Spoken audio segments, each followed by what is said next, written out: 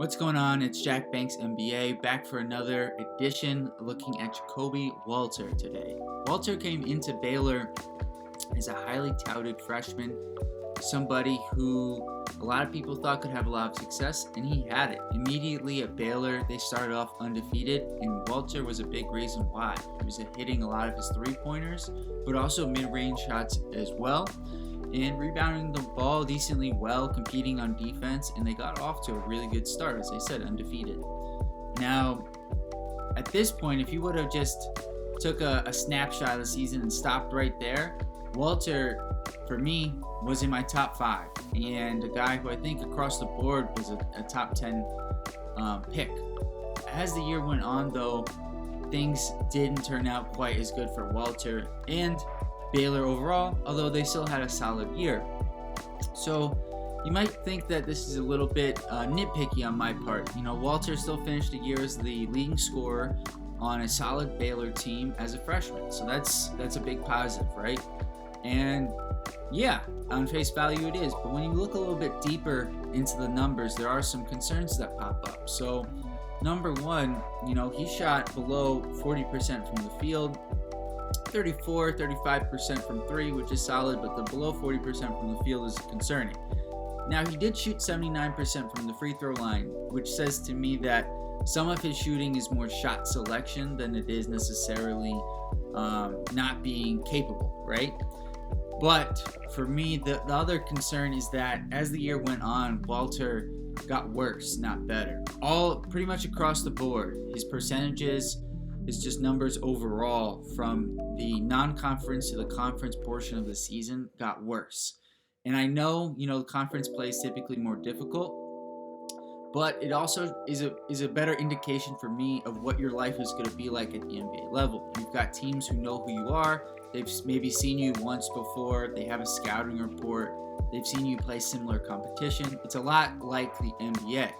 And so for me, it's a better barometer of how you're going to perform. And the fact that Walter struggled in conference play is a bit of a concern for me going into the next level, and part of the reason why he fell down on my big board. So I think I've spent a lot of time here doing the reverse of what I typically do and going over some of his weaknesses. So let's talk about what he does well. He is a good shooter. He can shoot the 3, he moves well off the ball, and he does compete on the defensive end. And he's got NBA range. And so I can understand why people have a lot of hope and see potential in Walter. He plays well within the system, and I could see him as like a solid number 3 option at the NBA level eventually. Now, there are reasons for pessimism, I would say, as we talked about the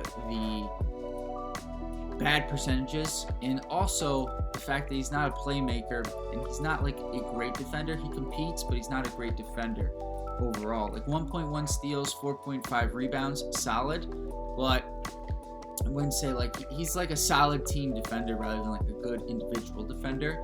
And the reason why that's important for me is that if he doesn't improve his percentages, I don't see where he finds his role at the NBA level. Do I think he can? Yes. But at the same time, he's an older freshman. He's coming in around 20 years old, and so he doesn't necessarily have as much room to the upside as maybe like a 19 or 18-year-old freshman would.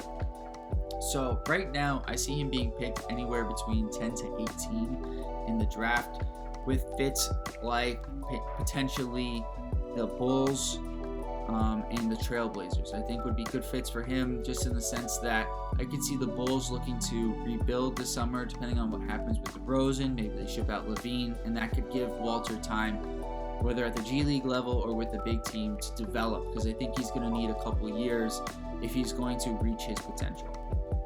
I don't have a good comp for him right now, and as of this moment, I would not draft Ja'Kobe Walter, just because I think there's just, in terms of probabilities, I don't see it as likely that he pans out as if he doesn't, if that makes sense. So I could see it. I could see him panning out, but for me, it's not a risk that I would like to take. So let me know what you guys think about Walter in the comments below. Please like and subscribe to the channel. It helps grow the channel and helps me continue to produce this content. And I'll see you guys next time. Peace.